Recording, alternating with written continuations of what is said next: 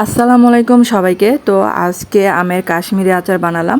আর এটা হচ্ছে আমাদের গাছের আমগুলা। তো এগুলো আমি আগেই কেটে ধুয়ে চিনি আর লবণ পানিতে একটু ভিজিয়ে রেখেছিলাম যাতে টকটা একটু কমে। আর এই যে অনেকগুলো পানি উঠেছে আর আচারও কিন্তু অনেকগুলোই দিচ্ছি বলতে গেলে। তারপর ওখানে যেহেতু আমি চিনি দিয়েছিলাম তার জন্য এখানে একটু কম চিনি দিয়েছি।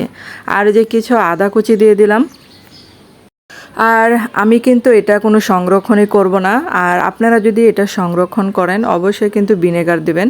আর এখানে চিনির শিরার সাথে আমি যে আদা কুচি দিয়ে একটা বলক তুলে নিলাম। আর কেটে রাখা আমগুলো এখন দিয়ে দেব।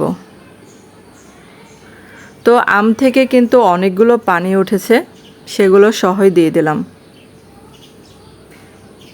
আর আমটা যদি চিনি আর লবণ পানিতে ভিজে রাখি তাহলে কিন্তু যে একটা ফেনা ফেনা যে একটা হয় সেটা হয় না।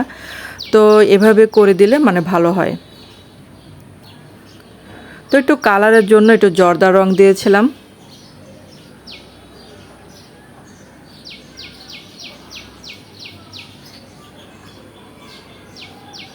এখন এই যে কিছু শুকনা মরিচ কুচি সেটা দিয়ে দিলাম। আর শুকনা মরিচের বেশিরভাগই বিচিগুলো ফেলে দিয়েছিলাম।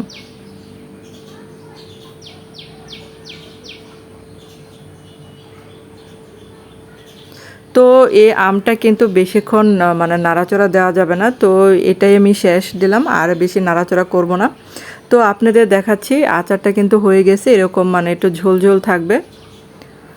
তো এই যে হয়ে গেল আমার আমের কাশ্মীরি আচার। তো ঝটপট হয়ে গেল আমার কাশ্মীরি আচার।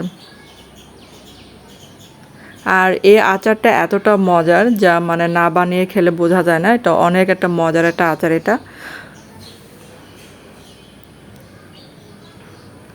তো আমার ভিডিওটা দেখার জন্য ধন্যবাদ সবাইকে।